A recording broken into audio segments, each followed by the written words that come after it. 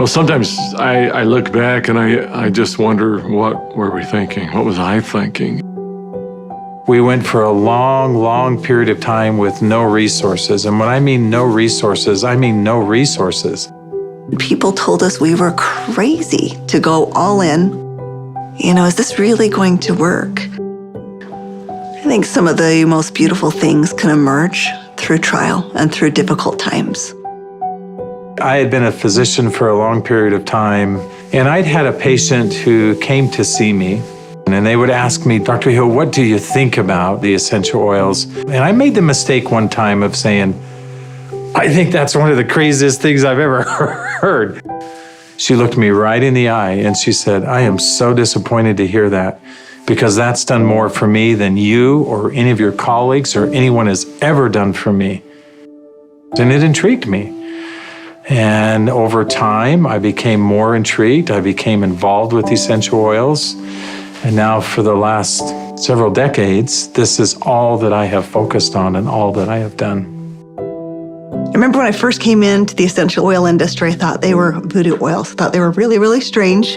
It wasn't long before I started using oils on my kids, and I was amazed at what I was able to do and how it empowered me as a mom to take charge of my family's healthcare.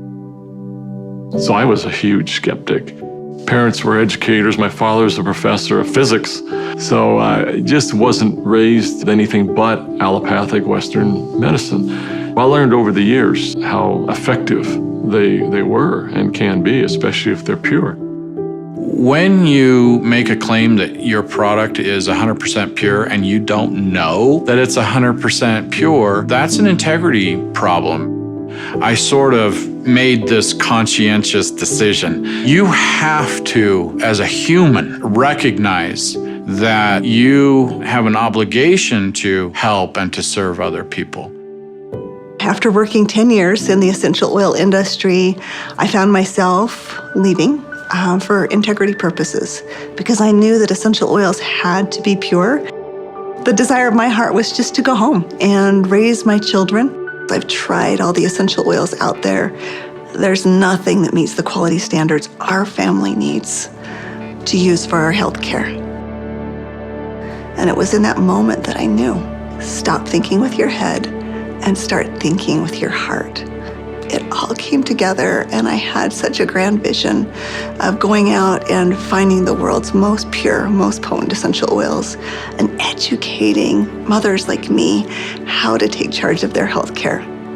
So it was in that moment, before fear took over, that I picked up the phone and I called Dave. And Emily Wright called me at the time and just said, what if we could go out and source the most pure essential oils on the planet and bring them to the world in a mainstream fashion? And he got really emotional. And Dave doesn't get emotional. And actually it was that right then and there. That was the genesis for me. And I just kind of felt strongly like, yeah, we're going to start a company. So I hung up the phone with Dave. I picked up the phone and I called Dr. Hill. And as I called him, I still remember he kind of giggled. And I said, Doc, this isn't funny. I'm serious about this. What if we could go out and find these pure oils like we've always wanted to do? And what if we could educate people to really understand the power behind these oils? And he said, no, Emily, I'm not laughing because I think your idea is crazy. I'm laughing because I was just getting ready to call you and ask you the very same question. It started with an initial little small meeting in an Italian restaurant in the far corner, and we met for 5.5 hours until they finally kicked us out of the restaurant because we weren't buying food anymore. And we just started to dream. We would meet anywhere we could find some space to meet. And it was in some strange places. Of course, the basement of the Normal Library was one. We got too rambunctious and they finally kicked us out of the library.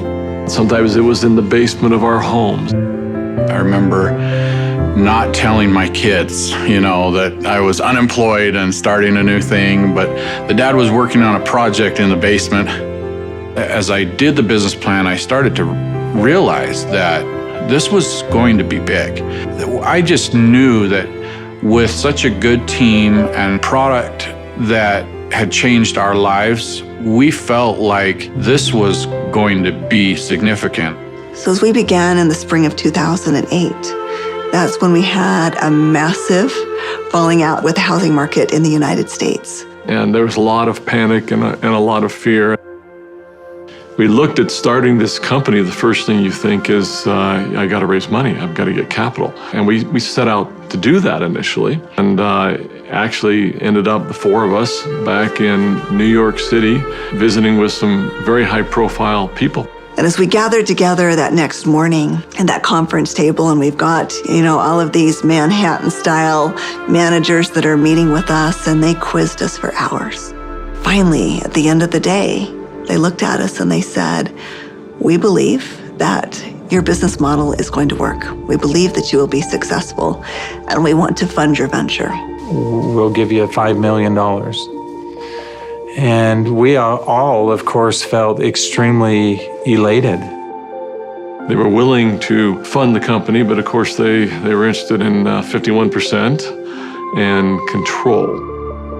And I just remember the feeling we had as we walked away from that conference table. And the four of us found ourselves in front of the Statue of Liberty. And I remember looking across the water. Almost as if on cue, as I recall, we all just grew somewhat silent. And as we looked out over the water, and I looked at the Statue of Liberty, what rung true to me is, we're doing this to give people freedom. And if we take their money, we can't make people free. And we can't make this dream that we have a reality, because they'll never allow us to bring the quality of essential oils that we know we have to have to light.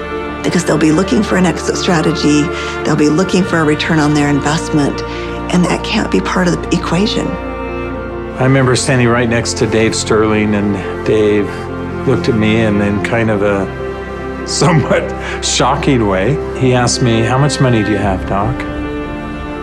And I said, I don't know. And he said, "How much can you pull together?" And I said, "I don't know." And he asked each one of us in succession, and before we left the park that afternoon, we had made the decision that we were unable to take any resources from anybody, and instead, we would all leverage everything we have. We took the equity out of our homes, we cashed out 401ks, we liquidated everything we owned in order for this dream to come to fruition. And so as I expressed this to my wife, I remember very clearly, she just looked at me and said, "Well, I trust you. You'll take care of us, and we'll be fine." And we had family members even come to us to say, "You're foolish.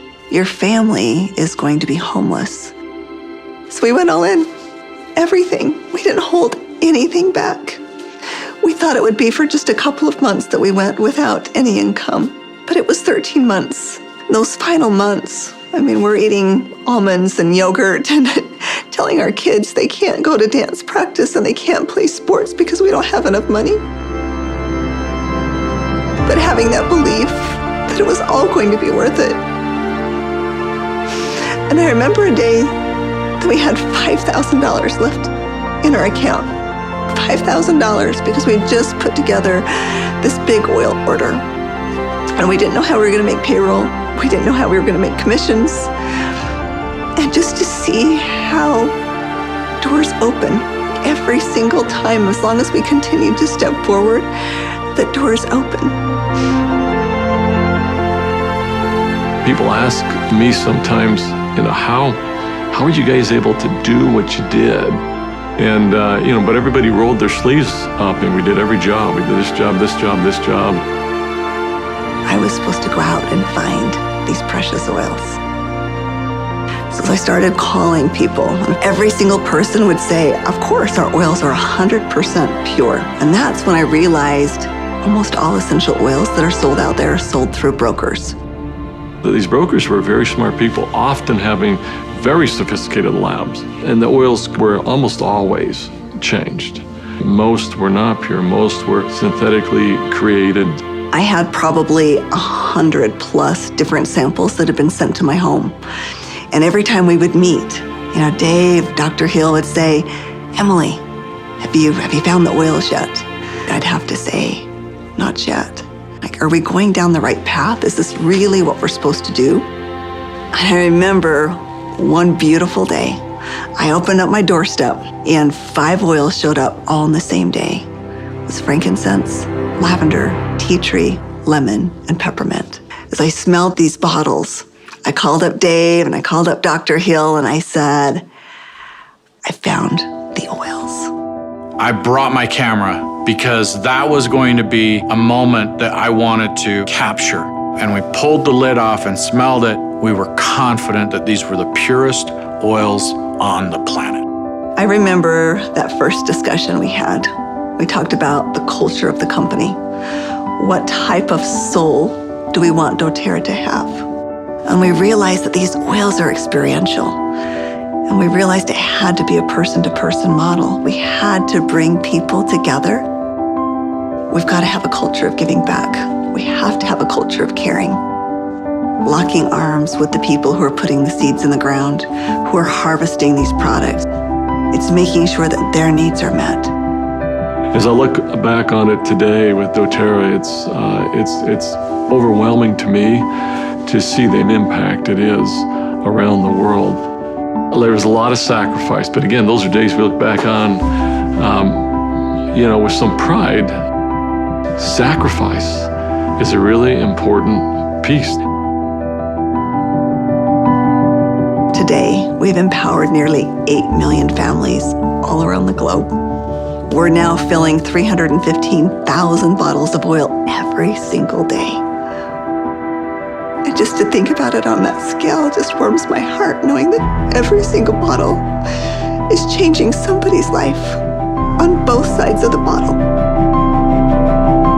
I believe every single person in this world needs essential oils. Essential oils are the great equalizer. We have single-handedly changed the acceptance of essential oils in science and in medicine. We are so committed to this work. We are so humbled to be stewards of what nature has created so perfectly for us. And we're so grateful for all of our amazing employees, for all of our amazing wellness advocates, for all of our amazing customers all around the world. We haven't changed in our mission. We haven't changed in our purpose. We're still true to those things that very early on were important. If doing the right thing was important then, doing the right thing is important now. If helping and giving service to other people was important then, it's important now. If sourcing oils differently and doing what had not been done before was important then, it's important now. We feel like, as crazy as it sounds, we're still just beginning.